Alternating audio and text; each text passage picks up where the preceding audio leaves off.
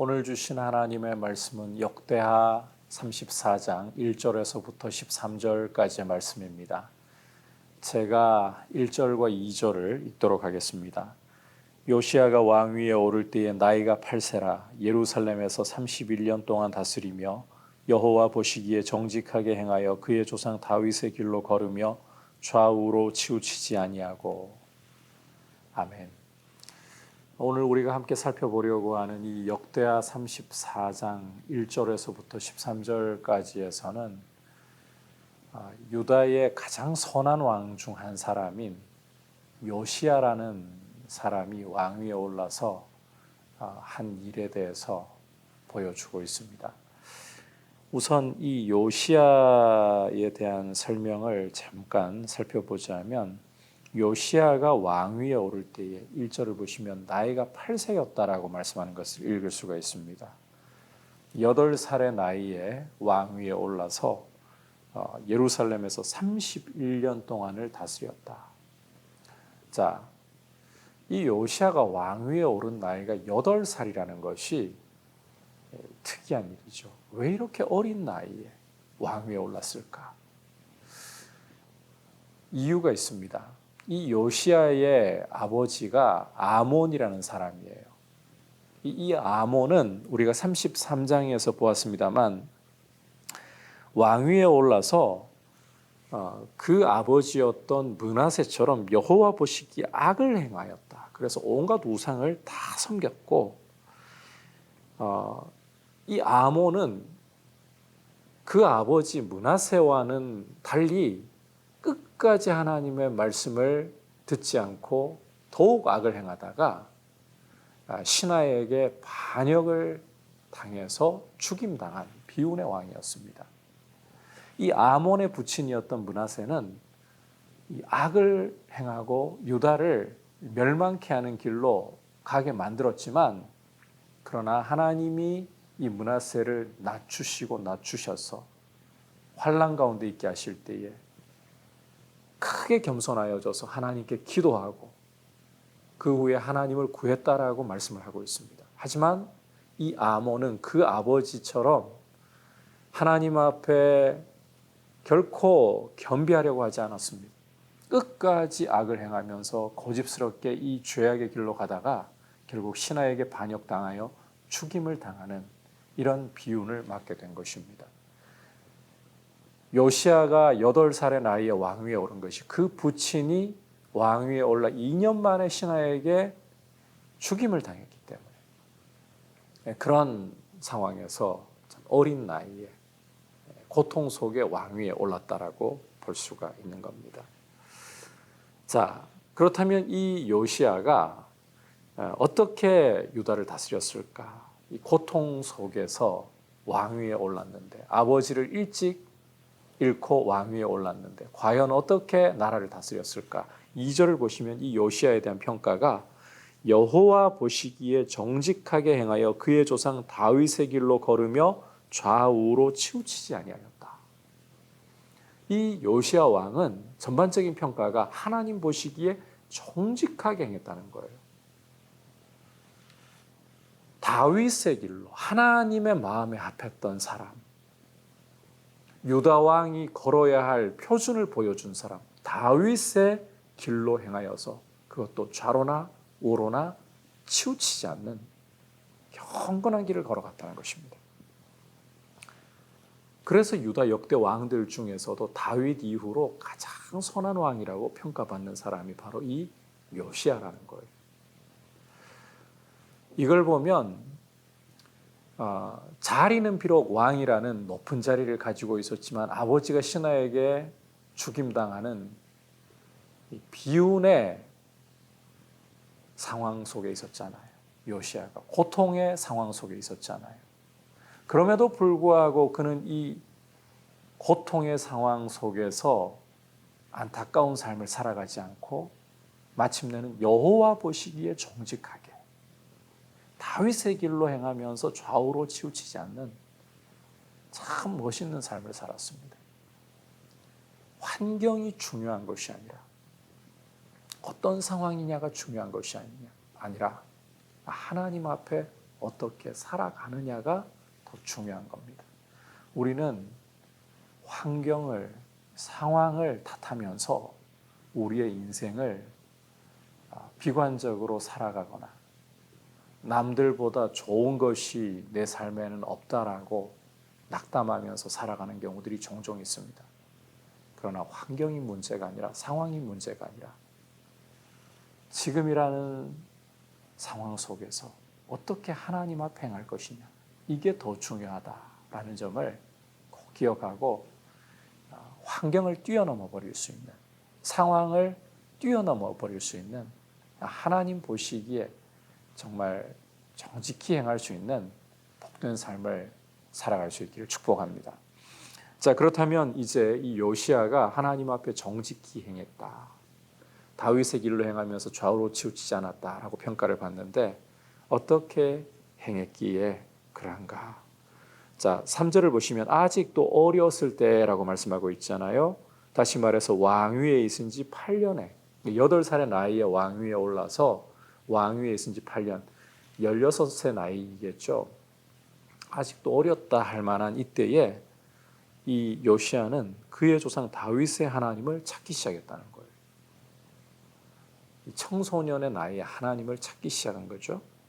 그리고는 왕위에 오른 지 제12년째 되던 해, 요시야가 이제 20살 약관의 나이에 이르렀을 때에 유다와 예루살렘을 정결하게 하기 시작했다는 거예요. 그래서 이 3절에서부터 이 5절까지의 말씀을 보시면 유다와 예루살렘에 있던 온갖 우상의 더러운 것들을 하나하나 찾아내어 가면서 다 제거하고 땅을 정결하게 하는 일을 합니다.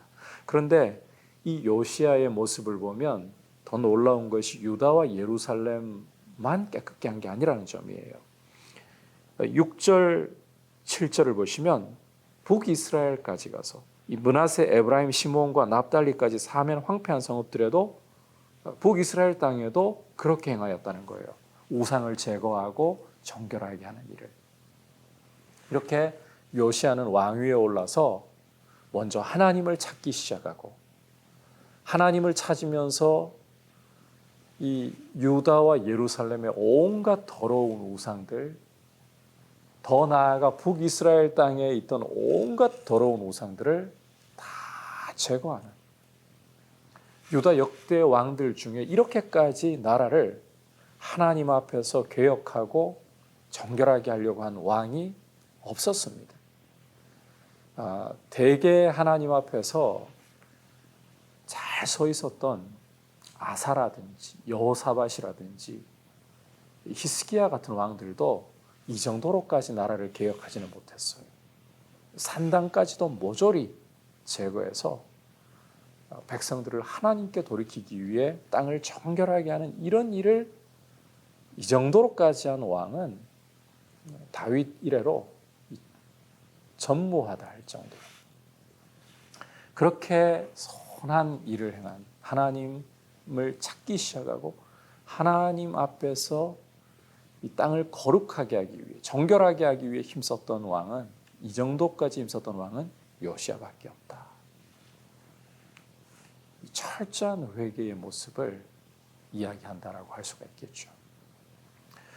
뿐만 아니라 8절 이하 오늘 13절까지를 보시면 이제 이렇게 우상을 다 제거하는 일을 제위 18년째 되던 해에 다 마치는데 그 후에 무슨 일을 또 하느냐? 그의 하나님 여호와의 전을 수리하려 하여. 요시야는 그 아버지 아몬 때에 파괴되고 버려지다시피 한 이 여호와의 전을 다시금 수리해서 하나님과의 관계를 온 백성들이 새롭게 하기로 원했던 거예요. 이 성전이라는 것은 하나님과의 관계에 있어서 중심입니다. 이 성전에서 예배를 회복하고 하나님과의 관계를 회복하는 것이 하나님 백성의 영광이고 하나님 백성의 참된 축복인 겁니다. 이것을 이 요시야가 회복하기 위해서 성전을 수리하는 일을 했다라는 것입니다.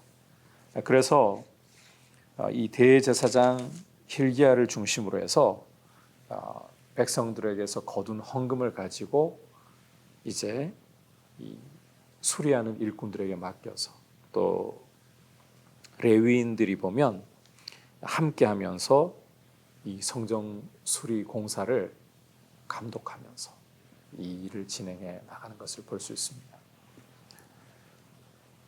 회개와 더불어서 성도에게 있어서 요시야를 통해서 보아야 할 중요한 일은 바로 하나님과의 관계 회복입니다.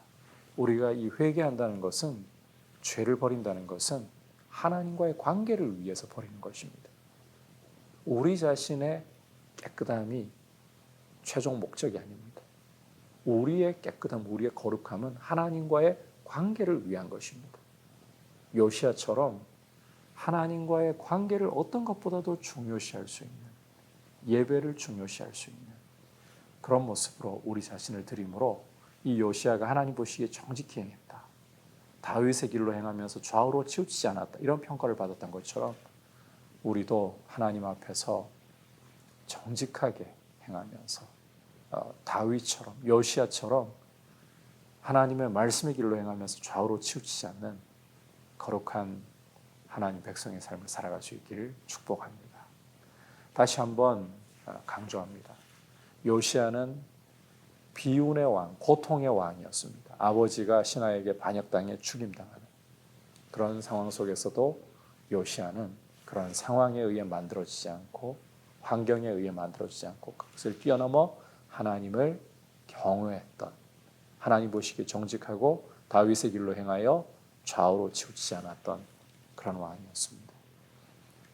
그의 그런 정직했던 모습은 하나님을 구함으로 더러운 우상들을 제거하는 소위 회개를 통해서, 그리고 성전을 수리하는 하나님과의 관계를 가장 중심에 놓는 이런 모습을 통해 드러났던 것처럼 우리도 하나님을 전심으로 찾으면서 더러움을 회개하고 하나님을 우리 삶의 중심에 모시는 모습으로 서 있기를 축복합니다.